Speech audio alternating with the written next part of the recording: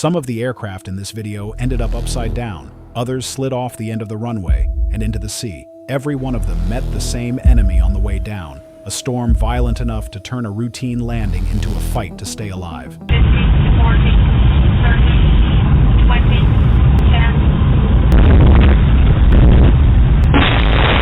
10. These are the crews who flew into the worst weather Asia can produce. Don't forget to subscribe to Terra Obscura.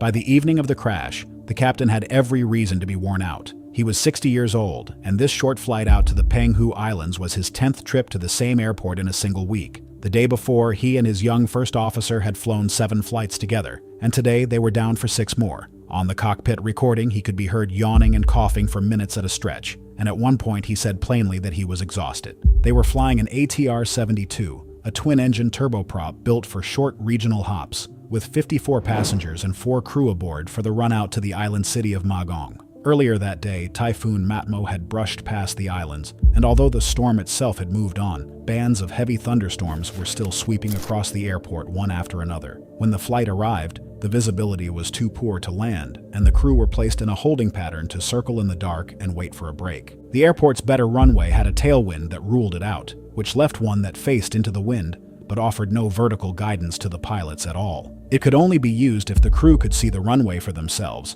and for a while, even that was impossible. Then, after about half an hour of circling, a report came through that the visibility had lifted just enough to try. The crew jumped at it and were cleared for the approach. On this kind of approach, the pilots descend to a fixed floor called the minimum descent altitude, and they are forbidden to go any lower unless they can actually see the runway ahead. Here that floor was 330 feet. If they reached it with nothing in sight, the rule was absolute. They were to level off, and if the runway still did not appear, they had to break off and climb away. The captain had flown into Magong dozens of times and knew the approach by heart, and perhaps that was the trouble. Sure, he needed no reminders. He skipped the mandatory briefing and never ran the checklist that would have had the crew cross-check their settings. He simply told the first officer to set the autopilot to level off at 400 feet, and down they went. As they descended, the worst of the storm moved directly over the airport. Rain hammered the windscreen, and the visibility on the ground collapsed, falling far below the minimum needed to land. The controller in the tower could see his automatic readings dropping, but he distrusted that equipment, and a human observer still reported the visibility as acceptable, so he passed nothing on. The pilots came down, believing the weather was better than it was.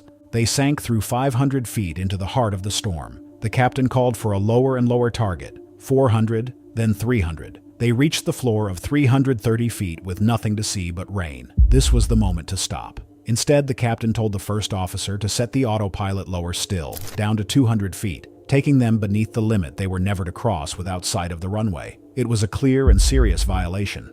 The aircraft leveled off just below 200 feet, skimming through the blackness while both pilots strained to find the runway. It never appeared. They flew past the point where they were required to give up, and still they searched. For about 13 seconds, no one was truly flying the aircraft, and in that time, a small, unnoticed pressure on the captain's controls had eased the nose down and edged the plane to the left, carrying it toward the ground and away from the runway. By the time the captain accepted that the runway was not there, it was already over. The first officer shouted for a go-around, and the captain called for one in the same breath. But as he reached for the power, the aircraft was already tearing through the tops of trees. It burst out of the woods and skidded across a field, before slamming into the edge of a village about 850 meters short of the runway. The right wing caught a 2-story building, and the aircraft spun almost completely around and broke in two. The wreckage came down on top of several houses and ground to a halt in a narrow alleyway. That anyone lived was remarkable. Some passengers were thrown clear as the aircraft came apart, while others crawled out of the burning fuselage on their own, and villagers rushed out to pull them to safety. On the ground, not one resident was killed, despite 9 houses being flattened, an outcome close to miraculous. For those aboard, there was no such luck. 48 of the 58 on the flight died, including every member of the crew. The immediate cause was painfully clear. The captain had flown a sound aircraft below the safe floor with no sight of the runway, the single most common way that planes are flown into the ground, and in doing so, he threw away the only margin that could have saved them. The first officer had watched him break a basic rule and said nothing, deferring to a man 3 times his senior. But the investigation refused to stop in the cockpit because the 2 pilots were not the whole story. The airline had spent years chasing growth at the expense of nearly everything else. It bought aircraft faster than it hired pilots, then drove the crews it had through punishing schedules for wages too low to attract anyone new. Worn down, those crews had quietly slipped into the habit of cutting corners to save time and get home, and ducking below the minimum in bad weather was one of them. This captain had done it before, and so had many of his colleagues. The lesson came too late. Barely 6 months later, another of the airline's ATR-72s went down after takeoff from a Taipei runway, clipping a bridge and falling into a river when the crew shut down the wrong engine, and another 43 people lost their lives. 2 crashes in a single year were more than the airline could survive, and within 2 years it had collapsed and ceased to exist.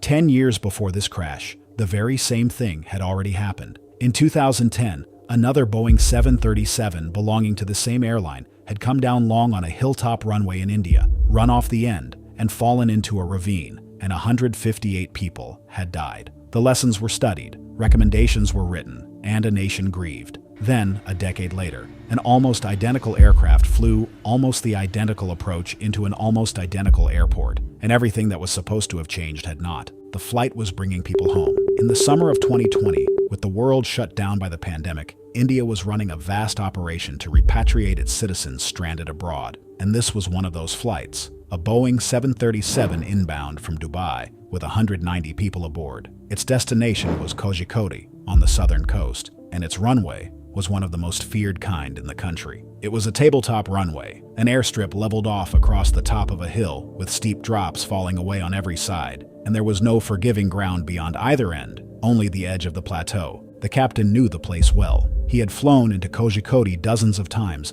and was one of the airline's most experienced pilots, and he had good reason to want to be on the ground on time, because of a staffing shortage so severe that he was the only qualified captain based at that airport. He was due to fly again early the next morning, and any delay landing tonight would ripple straight into that schedule. On top of that, the rules for the monsoon season allowed only 2 landing attempts before a crew was required to divert. All of this weighed on him as he descended into a violent evening storm, with rain sheeting down so hard that the wipers could barely clear the glass. The first approach failed. The runway never appeared through the downpour, and at the minimum height, the captain broke it off and climbed away. As they came around, the controller offered them the runway from the opposite direction to fit them in behind a departing aircraft, which meant landing with the wind behind them rather than in front. A tailwind pushes a jet faster over the ground and stretches out the distance it needs to stop. The reported wind was light, so the captain accepted, but the airport's wind sensor sat in a sheltered hollow and was badly unreliable, and the true tailwind was far stronger than anyone in the cockpit believed. On the second approach, the runway finally came into view, and the captain took over to land by hand. Almost at once, the darkness and the rain-blurred windscreen played a trick on his eyes, and he came in too low, then corrected too high, wrestling an approach that had grown unstable and should have been abandoned. He crossed the runway threshold high and fast. Then, in the seconds that decided everything, he raised the nose to land with too much engine power still on, and instead of settling onto the pavement, the aircraft floated, drifting down the runway and eating up the precious distance while the wheels stayed in the air. His first officer could see it going wrong. As the touchdown zone slipped past beneath them, the younger man grew increasingly uneasy, and about a second before the wheels finally touched, he called for a go-around. The captain ignored him and put the aircraft down anyway, roughly halfway along a runway that was wet, sloped gently downhill, and had the wind at its back. From that moment, there was not enough pavement left to stop. The captain slammed on the brakes and threw the engines into reverse, then in a burst of panic changed his mind, released everything as if to fly back off, then grabbed for it all again. The confusion cost him whatever slim chance remained. The 737 ran off the end of the runway, still moving fast, tore through the landing equipment at the boundary, and plunged over the edge of the 30-meter embankment. It struck the ground beside the airport road and broke into pieces, the forward section disintegrating, and the cockpit hurled across the road into a wall. Most of the people aboard lived through it. Both pilots were killed instantly, along with 19 passengers, and dozens more were badly hurt in the shattered cabin. But of the 190 people on the flight, 169 survived. The rescue was chaos, with bystanders and firefighters swarming a wreck that had come to rest far from the runway, and injured passengers carried to hospital in private cars. When the investigators reconstructed it all, they found the captain had a long training history of flaring too high and floating his landings, the exact error that doomed this one. But the deeper finding was the one that echoed: the refusal to heed a go-around call. the crushing pressure of a schedule, the airline that could not train its pilots and had left a single captain to hold up an entire airport, and the tabletop runway still left without the arresting bed that would have caught the aircraft. All of it had been flagged a decade earlier after the first crash and quietly left unfixed. Two identical aircraft had run off two similar hilltops 10 years apart. And in between, for all the reports and all the promises, almost nothing had truly changed. Bad weather had already turned the runway at Hong Kong into a gauntlet that evening. 4 aircraft ahead of this one had tried to land, given up, and climbed away to go around. 5 others had abandoned Hong Kong altogether and flown off to their alternates. As the storm pushed closer, the captain of this flight looked at the same conditions those other crews had just refused and decided he would land. The aircraft was a McDonnell Douglas MD-11, a large 3-engine widebody nearing the end of a journey from Bangkok, carrying 315 people on the leg into Hong Kong before it was due to continue to Taiwan. Out over the sea to the northeast sat Tropical Storm Sam, close enough that the observatory had already raised one of its serious storm warnings, the kind that tells a city to brace for gale force winds and violent gusts. Rain was sweeping across the airport, the runway was soaked, and night had fallen. The captain had come prepared for exactly this. He had loaded extra fuel before departure, enough to circle and wait for a gap or turn back for Taiwan if the approach fell apart. What he chose instead was to press on toward a runway the storm was doing its best to make unusable. He flew the instrument approach down toward runway 25 left with a strong crosswind shoving at the aircraft from the right. Just before touchdown, a wind check told him the gusts were reaching 36 knots, which translated into a sideways push close to the 35-knot limit the MD-11 had ever been tested against. At 700 feet, the crew caught sight of the runway lights through the rain and disconnected the autopilot to land by hand, though they left the automatic throttles engaged, and that choice would matter in the seconds to come. As the jet settled into its final flare, the wind turned on them at the worst possible moment. The headwind that had been holding the aircraft up suddenly fell away, and the airspeed dropped by around 20 knots in an instant. The nose was high, and the heavy jet began sinking far faster than it should have, its right wing dipping low. There was no time to catch it. The right main landing gear slammed into the runway with tremendous force. The number 3 engine on that side scraped the pavement, and the right wing tore away from the fuselage. Now the physics turned against everyone aboard. With the right wing gone, and the left wing still lifting, the aircraft rolled hard to the right and kept rolling, flipping completely onto its back. Fuel poured from the ruptured wing and ignited, and the inverted jet skidded down the runway wrapped in fire before sliding off onto the grass, where it came to rest fully upside down. The severed wing was found on a taxiway hundreds of feet away. The whole thing unfolded in front of witnesses parked near the airport, who filmed the landing and whose stunned voices were caught on the recording as the jet went over. To anyone watching, it looked unsurvivable. It very nearly was. The rear of the aircraft was burning and the cabin now hung upside down in the dark, but the airport's fire crews reached the wreck within moments and began beating the flames back almost at once. That speed was everything. Working in appalling conditions, they held the fire off long enough for the people inside to scramble out of the overturned cabin. Of the 315 aboard, 312 lived.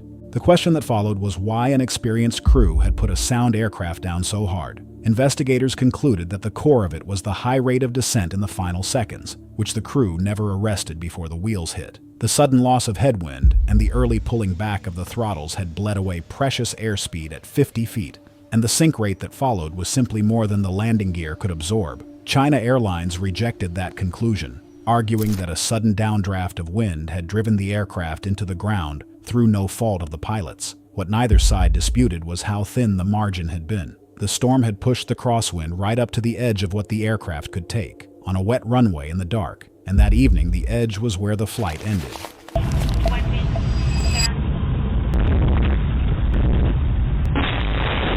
The MD-11 was a superb machine in the air, and a treacherous one in the final seconds of a landing. Long and heavy, with a tail deliberately kept small to save fuel rather than to steady it, the jet demanded a delicate touch just before the wheels met the ground. Bring it down a little too fast or too steep, and it had a dangerous habit of bouncing back into the air. That tempted a rattled pilot to push the nose down and drive it onto the runway a second time, harder than the first. That very trait had already destroyed one of these freighters over the United States years earlier. On a gusty morning over Tokyo, it was about to happen again. Flight 80 was a cargo run, a McDonnell Douglas MD-11 loaded with freight and crewed by just 2 pilots, arriving at Narita after an overnight flight up from southern China. It was not yet 7 in the morning, The weather was clear, but the wind was wild, gusting past 40 knots and swinging in direction, and the crews ahead had been warning of sudden wind shear on the approach. A cargo jet flying at that hour is an ordinary thing, but the conditions waiting at the runway were anything but.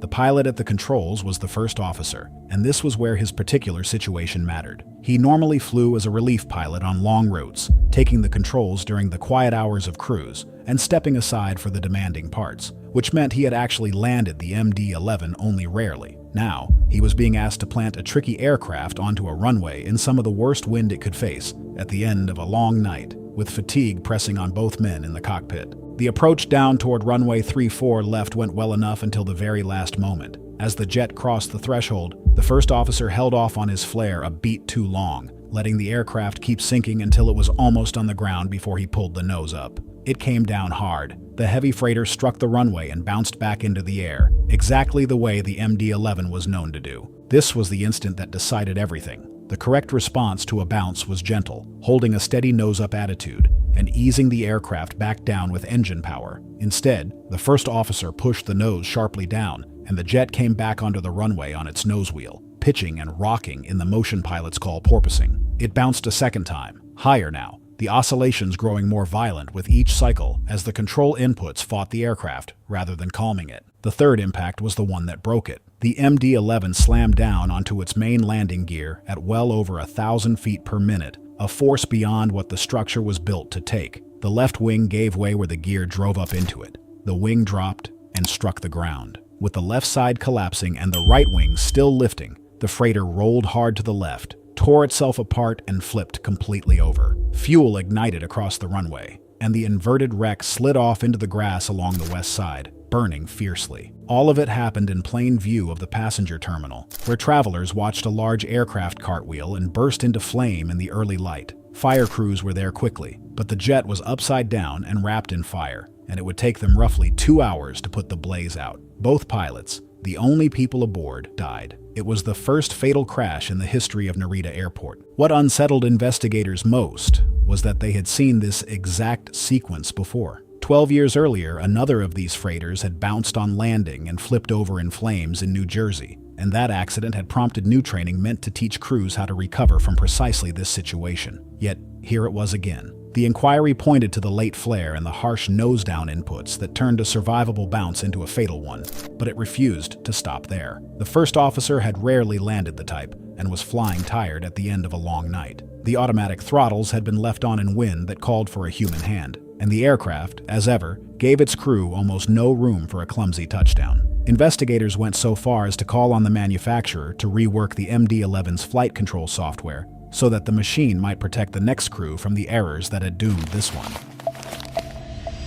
The crew were on their third try. Twice already they had felt their way down toward the runway at Surat Thani, and twice they had been forced to climb away without ever seeing it. By the rules of their airline, a third failure meant giving up and flying all the way back to Bangkok, hours in the wrong direction with a full load of holiday travelers aboard. So as they came around one more time into the rain and the dark, the pressure in the cockpit was building, and both pilots wanted badly to get down. That night, 146 people had boarded the Airbus A310 in Bangkok, the cabin packed because the country was in the middle of a holiday and every flight south to the beaches was full. It was a short domestic run down to Surat Thani, a gateway to the resort islands in the south of Thailand. The weather waiting there was thick with monsoon rain, low cloud and heavy showers smearing the windscreen, and the visibility at the airport kept dropping the longer they tried. Surat Thani was not an easy place to land that night, and part of the reason was the airport itself. Its precision landing system, the kind that guides a jet down a clean path to the runway, had been switched off for a construction project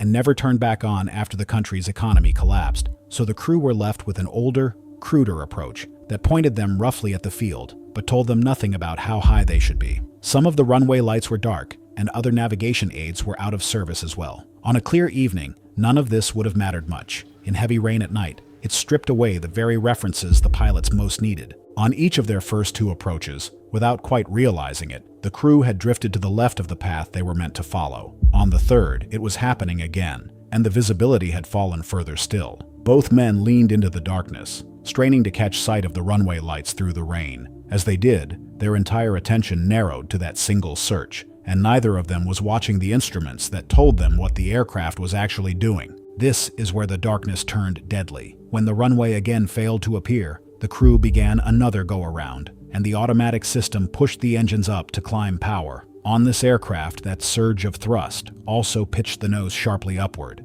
In daylight, with a horizon to look at, a pilot feels such a change and corrects it without thinking. But in a black sky full of rain, with no horizon and no ground in sight, the human body cannot reliably tell up from down. The pilot's own senses now betrayed them. The nose was rising steeply, and the aircraft was slowing, and neither man seemed to grasp how far things had gotten away from them. The wings could only hold the aircraft up for so long at that angle. The A310 climbed and bled off its speed until the wings stalled and lost their grip on the air. A stall caught early is easily corrected, but these pilots never recognized what was happening in time. Disoriented and certain, the runway was just ahead. The aircraft fell out of the sky and came down in a rice paddy roughly 3 kilometers short of the runway, breaking apart on impact and catching fire. For all the force of it, dozens of people lived. Of the 146 aboard, 45 survived, many of them pulled from the wreckage in the flooded field. Most were badly hurt. 101 did not survive, among them both pilots. It was the second worst air disaster in the country's history. The investigation put the cause plainly. The pilots had lost their sense of the aircraft's attitude in conditions that gave them almost nothing to see, and had let a healthy jet slow and climb into a stall they never saw coming. Their attention had locked so completely onto finding the runway that they stopped flying the aircraft at all. But the report did not lay the blame on the crew alone. It pointed as well to the airport itself, where the precision guidance had been switched off and other navigation aids and runway lights sat dark or out of service, robbing two capable pilots of the references they most needed in the rain. They had been trying for the third time to reach a runway that better equipment would have led them straight to. Instead, they found the rice fields short of it. Almost every crash in this collection came down to a mistake. This one came down to an argument. In the final seconds before landing, as a wide-body jet raced toward a rain-soaked runway too fast and too high, the two pilots at the controls could not agree on what to do. One wanted to land, the other wanted to climb away. For a few critical seconds, neither fully won, and the jet ended up doing the worst possible version of both. The flight was a short domestic hop across South Korea, from Seoul down to the resort island of Jeju, on a summer morning made violent by a passing typhoon. There were 160 people aboard the Airbus A300, and the weather at Jeju was atrocious, with driving rain and powerful gusts sweeping across the field. The captain was an experienced Canadian pilot, and beside him sat a Korean first officer, and the gap in rank and background between the two men would matter a great deal in the moments to come. Their first approach did not work, and they were forced to go around. On the second, because of the risk of sudden wind shear near the ground, they came in with less wing flap extended than usual, which meant the aircraft had to fly faster to stay safe. That was a reasonable choice in the conditions, but it left little margin for error, and margin was exactly what they were about to run out of. The aircraft came over the end of the runway both too high and too fast. Its proper landing speed was around 147 knots, but it crossed the threshold doing 185, floating well above the surface. The first officer grew alarmed. He could see they were too fast and called it out, but the captain only acknowledged the warning and kept going, still intent on putting the aircraft down. The jet finally touched the runway not near the start, but nearly 1,800 meters down its length, with barely more than 1,200 meters of wet pavement left ahead. At the speed they were carrying, that was nowhere near enough room to stop. Somewhere in these last seconds, the first officer decided they could not make it and moved to take the aircraft around, reaching for the power to climb, while the captain remained set on staying down and stopping. The two of them worked against each other at the very moment they most needed to act as one, and the confusion cost them the fraction of a second that might have made a difference. The aircraft stayed on the ground, and there was no longer any runway left to save it.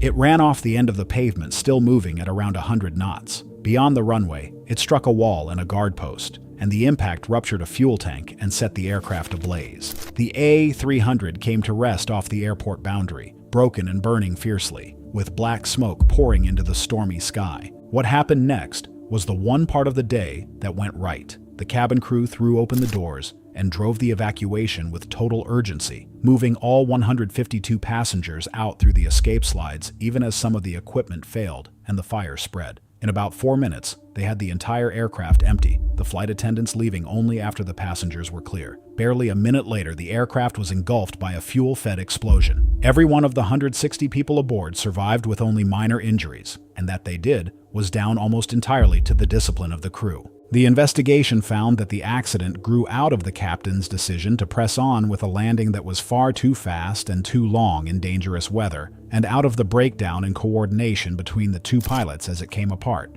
The deeper problem was one the whole industry was only beginning to confront in those years. The idea that a crew must function as a single team, with clear call-outs, and an unquestioned rule to abandon an unstable approach, was not yet the ironclad discipline it would later become, least of all at this airline, which in that era carried one of the worst safety records in the world. Two pilots had sat side by side with the power to save the flight between them, and because they could not act as one, a sound aircraft was lost. That no one died was not the system working. It was the people in the back of the aircraft getting everyone out before the fire could finish what the argument had started.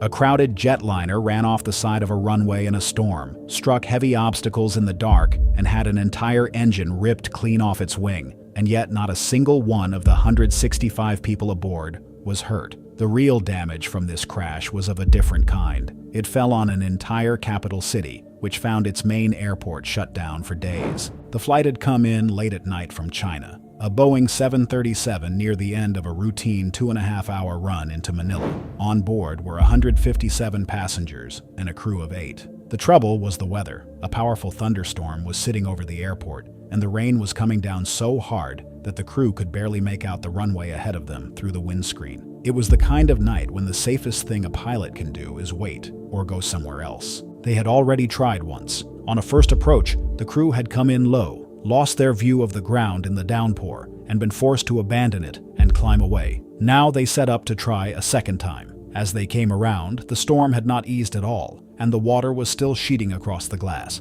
The second approach looked fine until the very last moment. The aircraft crossed the end of the runway, lined up almost perfectly on the center line, about 50 feet above the ground. Then, in a heartbeat, it began sliding to the left, pushed off the center line by the wind. This was the point where the two pilots saw the situation differently, and that difference decided everything. From the right seat, the first officer could see the aircraft drifting off the runway, and he called for a go-around, the command to break off the landing and climb away. It was the correct call. But the captain, in command, and determined to get down, overruled him. Rather than push the engines up and go around, he pulled the thrust back toward idle and pressed on with the landing, committing the aircraft to a runway it was no longer lined up with. By the time the wheels touched, the jet had drifted well to the left of where it needed to be. It ran off the side of the runway into the dark. Out beyond the paved surface, the ground was not the clear and smooth strip it was supposed to be. The aircraft plowed into solid obstacles, electrical boxes, and uneven ground that should never have been there,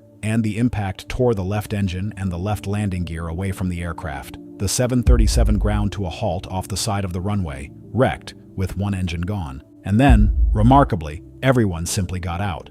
There was no fire and no catastrophic breakup, and the cabin crew evacuated all the passengers safely into the storm. Every one of the 165 people aboard walked away without injury, which, given the darkness and everything the aircraft had struck on the way off the runway, was a considerable piece of luck. The consequences fell on everyone else. The wrecked jet was sitting squarely on the only runway in use, and it could not simply be pushed aside. With one engine torn off and its gear collapsed, and with the debris field around it, hauling the aircraft clear turned into a slow and delicate operation that took 36 hours. For a day and a half, one of the busiest airports in the region was effectively closed. Hundreds of flights were canceled and thousands of travelers were stranded. By the airport's own estimate, the disruption touched 250,000 people before the runway reopened. When investigators pieced it together, the heart of the accident was that single disagreement in the cockpit. The first officer had seen the aircraft going wrong and called for the escape that would have saved it, and the captain had said no.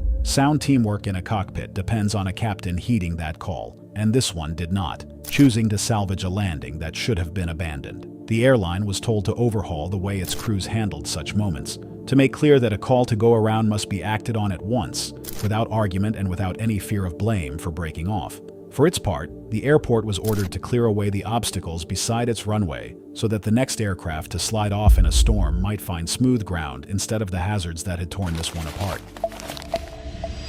8 flights, 8 storms, and the same quiet truth running beneath all of them. In almost every one of these disasters, the aircraft was not broken. The engines ran, the wings held, the controls answered. What overwhelmed these flights was the weather at the runway and the decisions the crews made in the face of it, in the last minute of an approach when there was no more time to think. That is the part worth sitting with. A storm does not reach up and pull an airliner from the sky. What it does is narrow the margins again and again, until a landing that would have been routine on a calm afternoon becomes a gamble with almost nothing to spare. The rain hides the runway. The wind shoves the aircraft offline and stretches out the distance it needs to stop. The wet pavement steals away the brakes. None of it is fatal on its own. It becomes fatal when a crew presses on into it anyway, certain the runway is just ahead, unwilling to give up an approach that has already gone wrong. Look at how often that same moment appears in these stories. A first officer sees the danger and calls for a go-around, and the captain, set on getting down, says no. A crew is warned that the weather is below the limit and lands regardless. A tired pilot at the end of a long day takes a chance he would never have taken with a full night's rest. The escape was almost always still there, right up to the final seconds. Climb away, go around, try again, or fly somewhere else. The aircraft was always capable of it. What ran out first was not fuel or runway or time, but the willingness to admit that the landing could not be made. There is a hard lesson buried in these crashes, and it is not really about typhoons at all. It is about the pull that keeps a crew descending when everything is telling them to stop, the schedule waiting on the other side, the pride that does not want to fly all the way back and start again, the quiet belief, held by good and experienced pilots, that they can thread the needle just this once. The storms in this video only set the stage. The decisive act, over and over, happened inside the cockpit. And yet, these are not only stories of loss. Time and again, when the impact came, it was the people in the cabin who turned catastrophe into survival. Flight attendants emptied burning aircraft in minutes. Villagers pulled strangers from wreckage in the rain, and crews who had run out of runway still fought to give their passengers a chance. In more than one of these disasters, everyone walked away, saved not by luck alone, but by the training and the courage of the people aboard. So the next time your flight is delayed by weather, or turned back, or sent on to another city entirely, remember what you have seen here, and be grateful for it. That decision, the one that feels like an inconvenience, is the same decision that these crews so often wish they had made. The safest pilots are not the ones who can land in anything. They are the ones who know when not to try. Thank you for watching, and don't forget to subscribe to Terra Obscura.